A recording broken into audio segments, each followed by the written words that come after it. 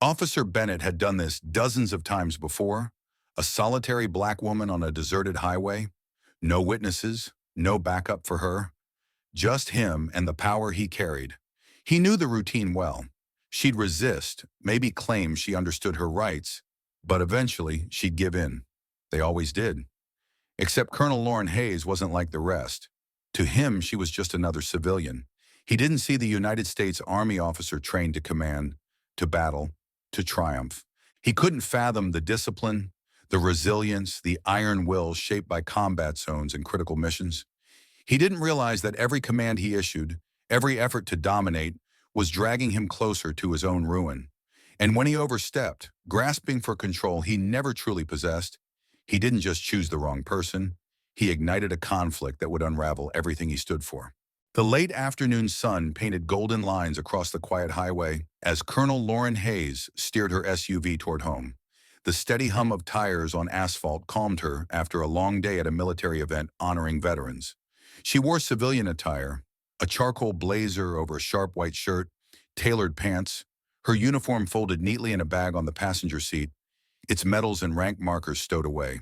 A quick glance in the rearview mirror revealed flashing red and blue lights closing in fast.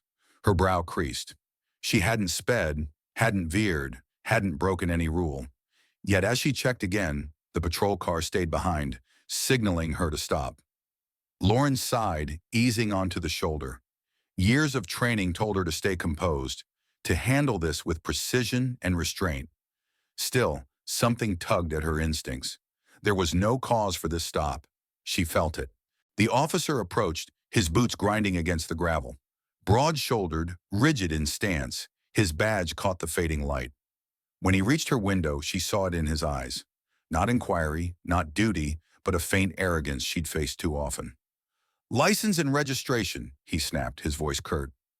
Lauren moved deliberately, handing over her driver's license from her wallet. "Is there an issue, officer?" He barely looked at the ID before fixing his gaze on her, scanning her face, her hands as if expecting a misstep. "Step out of the vehicle." Her fingers tightened briefly on the steering wheel. "Excuse me?" "Step out of the vehicle," he repeated, slower, almost taunting her to defy him. Lauren exhaled steadily. "May I ask why I'm being stopped? I wasn't speeding, wasn't swerving, and I'm well within my lane." "What's the reason?" He smirked, a look that didn't fit a standard traffic stop. "Suspicious activity. Step out now." She recognized this game, knew what it was, but also understood the risks of escalating on an empty road. With controlled patience, she opened her door and stepped out, hands visible. He circled her SUV, peering inside, then turned back to her. "Where are you headed?" "Home," Lauren replied. "I just left a military event." His eyes narrowed. "Military, huh?" He chuckled. "And what are you supposed to be?" Lauren lifted her chin, voice firm. "I'm Colonel Lauren Hayes, United States Army." A pause, then a scoff. He studied her again, his smirk growing as if he'd caught her bluffing. "Oh, really, Colonel? You sure about that?" Her jaw tightened. "Yes," he laughed softly. "Where's your military ID, Colonel?" Lauren reached into her blazer pocket. Nothing. She frowned slightly, patting the other side, then checked her wallet again. Empty. Her mind raced. She always carried it. Had she left it in the car? No, it'd be secure. Then it hit her. Before the event, she changed out of her uniform, left it in her base locker. She met his gaze. "I don't have my military ID on me, but—" "Uh-huh," he cut in, smirk widening. "How convenient." He flipped her license in his hand, tapping it against his palm. "No veteran status either." "Funny, huh? A whole colonel. No proof." Lauren kept her cool. "This is my vehicle. My registration's in the glove compartment. Feel free to check." "Oh, I'll check more than that," he said, stepping past her toward the SUV. She turned sharply. "You don't have probable cause to search my vehicle." His smirk deepened. "Suspicious behavior's enough for me. You're acting real nervous, ma'am." The condescension in his tone was unmistakable. Lauren clenched her jaw. She'd met men like him before. Cops who thought their badge let them torment people like her. She had two options: argue and risk escalation, or wait and outmaneuver him. Lauren Hayes never lost. When he crossed the line, and she knew he would, she'd be ready. Her breath stayed even, but her pulse quickened as she retraced her steps. Her ID wasn't in her blazer or wallet. It was in her uniform pocket, back at the base. Her gaze flicked to Officer Bennett, arms crossed, watching her not like a cop enforcing rules, but like a man waiting for her to falter. She straightened, smoothing her blazer. "As I said, I'm Colonel Lauren Hayes, United States Army. My ID's in my uniform, secured at my base locker." Bennett whistled slowly, shaking his head. "So you expect me to just believe you?" "It's the truth." "And yet," he mused, twirling her license lazily, "I don't see Colonel anywhere here.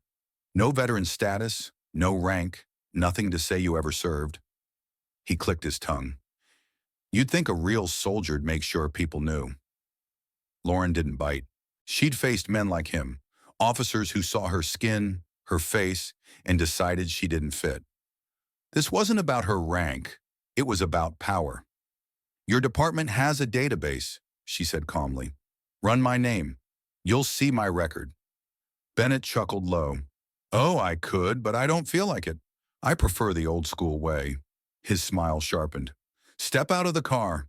Lauren's eyes narrowed. "I already complied when you stopped me. Now you're pushing for no reason." "Ma'am," Bennett said, mock patience dripping. I asked nicely, "Don't make this harder than it needs to be." She didn't budge. "I'm not stepping out unless you give a lawful reason." His smirk faded, replaced by something colder. "You're refusing an officer's order?" "I'm refusing an unlawful request," she corrected, voice steady. "You have no probable cause to search my vehicle or detain me." Bennett sighed dramatically, tapping his belt. "See? Now this gets messy. A driver defying a lawful command? That's resisting, and resisting gets ugly fast." Lauren held her ground, sensing the shift. He was done toying. He wanted her to react, to give him an excuse. "You threatening to arrest me?" she asked, tilting her head. He leaned in, voice low but heavy with warning. "I'm saying, Colonel, if that's what you are, refusing a direct order never ends well. And I don't think you're special enough to dodge that." Lauren saw his game. She'd trained soldiers on this, how to bait an opponent into a mistake. He wanted her to snap. She wouldn't. "I know my rights, Officer Bennett, and I know what you're doing, so either arrest me or let me go." The tension crackled. He'd expected her to cave, expected fear to work. Her defiance enraged him. His hand hovered near his radio, jaw tight as he stepped closer. "Have it your way," he exhaled sharply. "You're under arrest." Lauren stayed still as he stared her down, waiting for a flinch. She didn't give one. His lip curled, irritation flashing. Then, without breaking eye contact, he grabbed his radio. "Dispatch, I've got a possible 1029. Send backup to my location." His voice oozed smugness. Lauren knew the code. Wanted person. He was escalating, staging this without evidence. "You're making a mistake, Officer Bennett," she said evenly. He clipped the radio back, smirking. "Is that so?" "Last I checked, refusing to comply is the mistake. Step aside." She didn't move. "You don't have probable cause to search my vehicle." He stepped closer, voice dropping. "And yet I'm doing it anyway." Her jaw tightened. "That's an illegal search." He shrugged. "You're real worried about the law now. If there's nothing there, you've got nothing to fear." Before she could respond, he yanked open the driver's door, leaning in, rummaging through the console, then popping the glove box. Papers and items spilled onto the seat. His search was reckless, deliberate, hunting for anything to pin on her. "Running a little side gig out of this car, Colonel?" he muttered, shoving through her things. "Smuggling, maybe? Stolen military gear?" Lauren exhaled slowly. "You're crossing a line."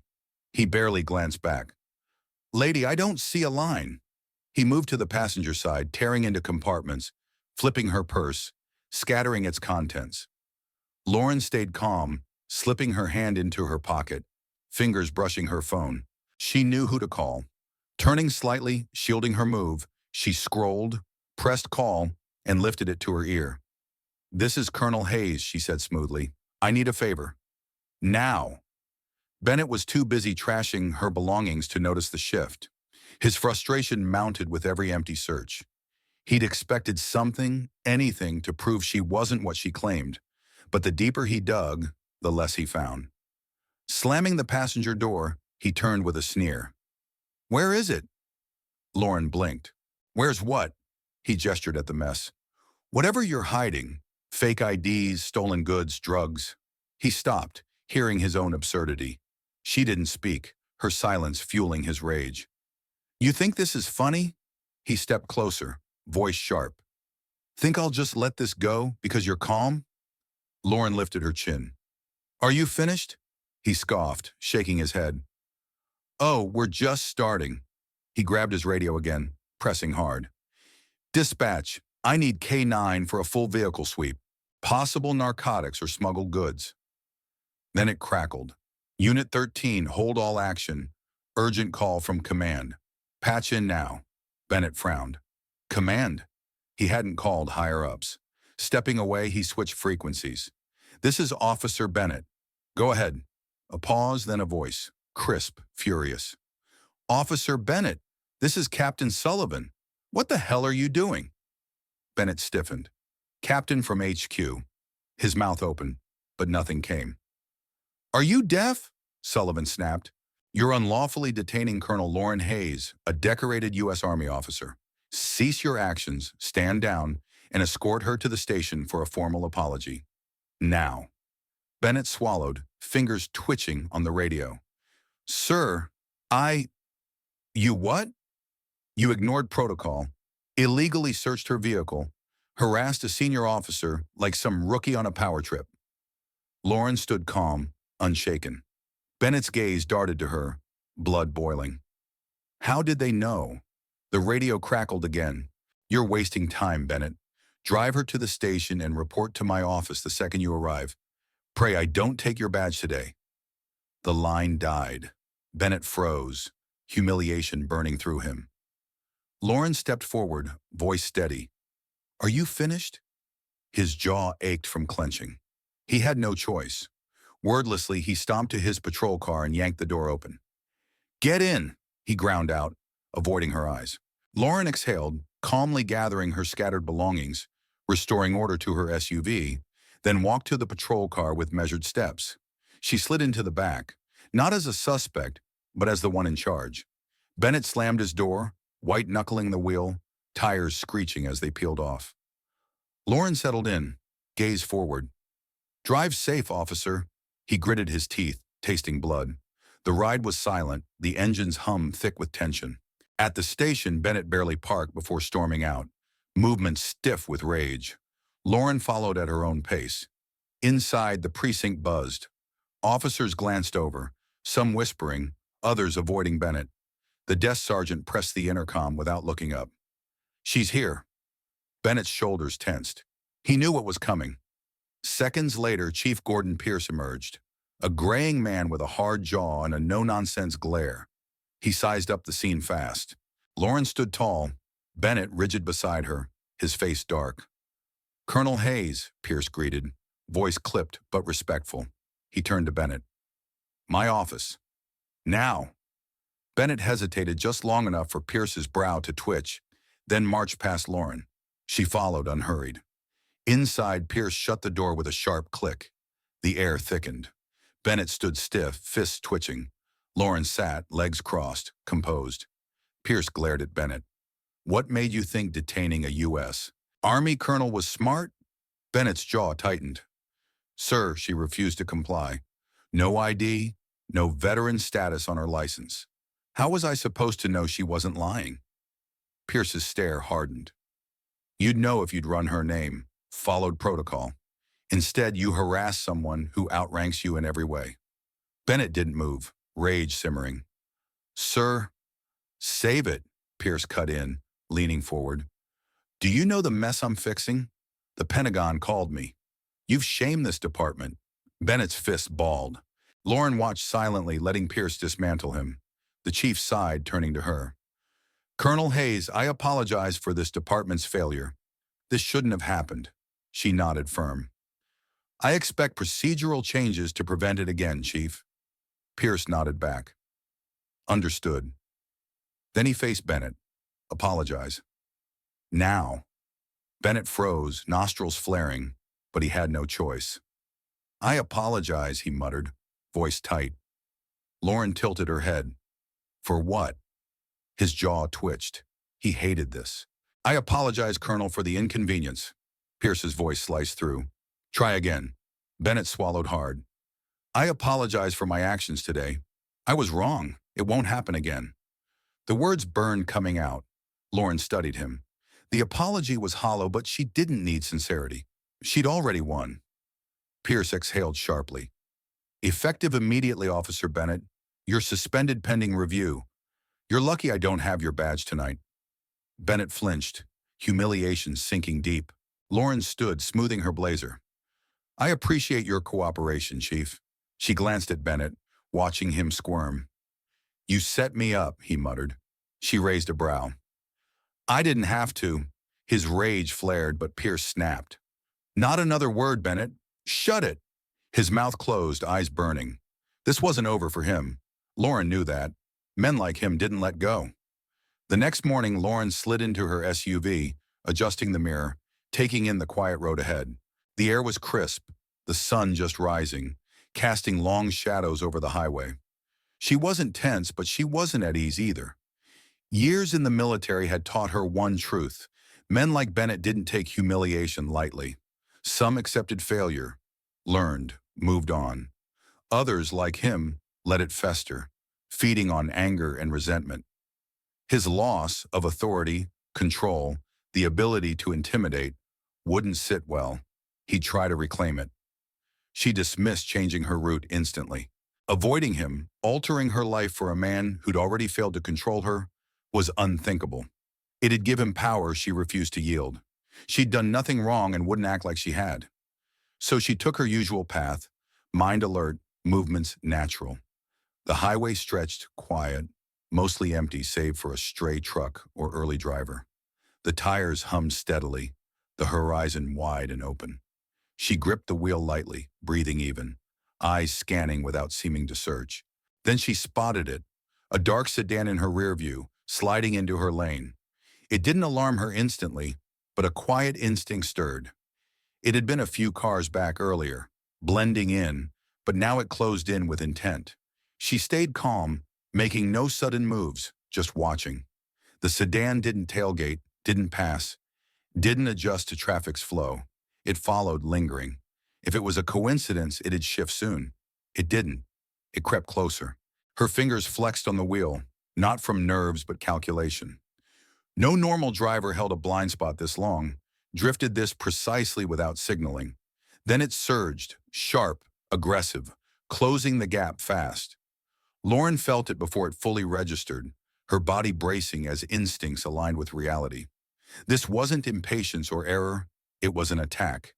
Her side mirror caught the driver's face. Bennett, out of uniform, eyes wild with rage, hands gripping the wheel with feral intensity. No restraint, no badge, just raw fury.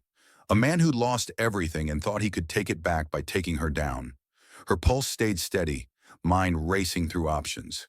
He had nothing to lose, dangerous but reckless. He edged closer, trying to force her to the shoulder, box her in. She didn't panic, didn't brake hard or swerve. Instead, she let her SUV drift slightly, feigning a reaction. He took the bait, lunging to cut her off. At the last second, she jerked the wheel the other way, breaking his path. His tires screeched as he overcorrected, desperation twisting his face. Lauren stayed smooth, watching him unravel. But he didn't stop. He pushed forward, more erratic, more violent, his car veering toward her. The chase stretched on, a deadly dance of control. The highway narrowed into a remote stretch. Trees, no cars, just them. Bennett slowed, centering his car, forcing a standoff. Lauren eased off the gas, hands steady, breathing calm. The road ahead was empty. No witnesses, no escape but her own skill. She'd known this was coming. Now it was time to end it. She stopped her SUV, surveying the isolation. Trees loomed, shadows stretching over the pavement. Silence settled thickly. Bennett slammed his sedan into park, tires squealing, and stormed out, fury in every step. Lauren watched, unreadable, as he advanced. "You think you're clever, don't you?" he shouted, voice raw. "Think this game means you've won?" She unbuckled slowly, stepping out into the crisp air, closing her door with calm precision. "If I recall, you're the one chasing me." He laughed bitterly, stepping closer. "I call it fixing a mistake." She tilted her head. "And what mistake is that?" His teeth clenched. "Letting you walk away like you won. Letting you embarrass me. Letting you think you could pull that stunt and not pay." His voice dropped, dangerous. "You humiliated me, made me look weak." She held her ground. "You did that yourself." His face twisted. "You don't get it. People like you don't get to act untouchable, challenge authority, and walk free. You think your call, your connections, make you better?" She inhaled evenly. "No. Following the law does." He tensed, hands flexing. "You think that badge meant anything? Think I needed it to put you in your place?" She studied him. "No, but it was the only thing keeping you from this spiral." He laughed again, hollow. "You think I'm spiraling? You have no idea how much restraint I've shown. I've heard them talk, how I messed up, how I'm the problem. And you so smug, like you're above me. Think you can push and walk away?" "This isn't a game, Bennett," she said. "You lost because you were wrong. You blamed me instead of facing it." He stepped closer, voice sharp. "And you played the victim, huh? Poor Colonel, harassed by the bad cop, making sure everyone sees you as the hero." She exhaled. "If I got what I wanted, you wouldn't be here." Something flickered in his eyes, realization, but pride swallowed it. "You don't decide how this ends," he growled. She squared her shoulders. "No, you do. Walk away now before you can't." His breath hitched, fists trembling, anger boiling over. "That's not how this goes," he muttered. She sighed. "Then you're as predictable as I thought." His temper broke. He lunged, all his pent-up rage unleashed, convinced breaking her would reclaim what he'd lost. His swings were wild, sloppy, fueled by fury, not skill. She sidestepped effortlessly, letting him stumble. She could have ended it, a strike to his ribs, a kick to his knee. But this was about more than stopping him. He needed to feel the loss.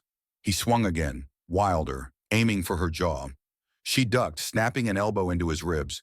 He grunted, stumbling, but charged again, angrier. Trying to tackle her, he leaned in. She twisted, hooking his leg, sending him crashing to the pavement. He hit hard, gasping, disoriented. She stepped back, giving him a chance to quit. He didn't. Coughing, he pushed up, face twisted in rage and disbelief. "Are you finished?" she asked. Her words cut deep. With a growl, he lunged again, feinting left, then swinging right. She caught his wrist, twisting until he dropped to his knees, pain shooting through him. "You don't know when to quit, do you?" she said, voice low. He clawed at her with his free hand. She yanked his arm, sweeping his legs, slamming him down harder. His head bounced, vision blurring. She stepped back, watching realization dawn. He was losing, powerless. He groaned, pushing up again, too stubborn to stop. She'd given him chances. Now she'd finish it. He spat blood, trembling, but lunged once more, desperate. She took the hit. His fist grazed her ribs, then clipped her jaw. Pain flared, but she'd faced worse. He thought he'd turned it.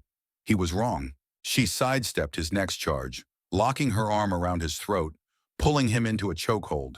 He thrashed, clawing at her, but she tightened, forcing him down. "It's over, Bennett," she said. "Calm. You're done." He kicked, nails digging in, but his strength faded. His gasps weakened, hands shaking, legs stilling. "Please," he rasped, barely audible. She leaned in. "What was that?" "Please let me go," he whimpered, broken. She held a moment longer, letting his failure sink in, then shoved him forward. He crumpled, coughing, humiliated. Lauren stood, ignoring her aching ribs and jaw. He'd landed blows, but he'd lost everything. She watched him flinch as she stepped closer. "You brought this on yourself," she said. "You could have moved on. Now here you are." His shoulders slumped, defeated. Then he bolted, scrambling to his car. She narrowed her eyes, not on her watch. She sprinted after him, closing fast. He reached the door, but she slammed it shut, driving an elbow into his ribs. He sagged against the car, gasping, knees buckling. She blocked his escape, her SUV boxing him in. "You done running?" she asked.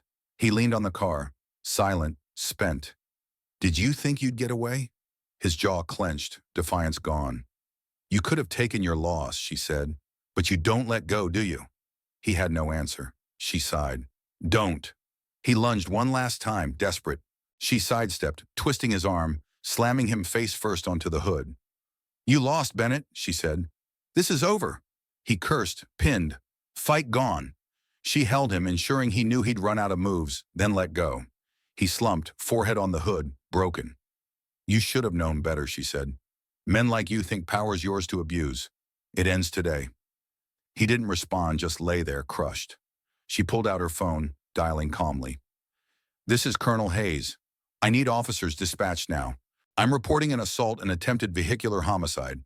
The suspect's restrained, non-compliant." He stiffened, panic flickering. "Yes," she continued, "it's Officer Bennett. That Bennett. I'll give my statement when they arrive. Have them come ready." She hung up, pocketing the phone. "Wait," he croaked, desperate. "You don't have to do this. You already won." She tilted her head.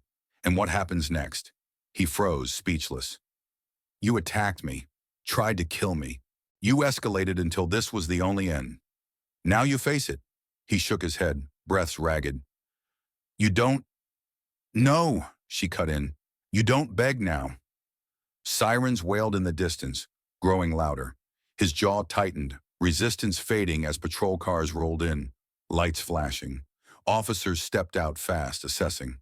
A sergeant approached, recognizing her. "Colonel Hayes." "Dispatch said it's serious." She nodded. "It is." She gestured to Bennett. "This man attacked me, tried to run me off the road with intent to harm. I defended myself, detained him. He's yours." The sergeant's eyes darkened, turning to Bennett. "Is that so?" He motioned to his team. "Cuff him." Two officers grabbed Bennett, snapping cuffs on. He winced but didn't resist. Lauren watched, steady as they pulled him up. He looked smaller, stripped of power. "Man, you really messed up," the sergeant muttered. Bennett's head lifted, locking eyes with Lauren one last time. Hate mixed with fear. "You did this to yourself," she said. The door slammed. He was gone. She gave her statement, clear, precise, leaving no gaps. By the time the scene cleared, the sergeant checked on her. "You good?" She nodded. "I will be." She walked to her SUV, the weight lifting. Bennett had thought this was about control. He never understood he'd lost before it began. Now he'd pay for it. Lauren wouldn't let him slip away. Men like him had dodged accountability too long. She pressed charges: assault, attempted vehicular homicide, reckless endangerment, backing them with dash cam footage and ensuring no escape. She called a trusted journalist, exposing his history of profiling and force, buried by the department. The story exploded. News outlets ran it hard. Officer faces charges after attacking Army colonel. Past misconduct revealed. His career ended, trial set. She sued him too for damages, her injuries, her vehicle, ensuring he'd never recover financially or professionally. The trial was brutal, evidence overwhelming, footage, witnesses, his record. He claimed he was just doing his job, but the judge saw through it. 15 years for attempted homicide, assault, and abuse of power. Stripped of all privileges, he was done. Lauren walked out, justice served, not just for her, but for everyone he'd hurt. She returned to duty, sharper, stronger, while Bennett sat in a cell, his world gone. A cautionary tale of power misused and lost.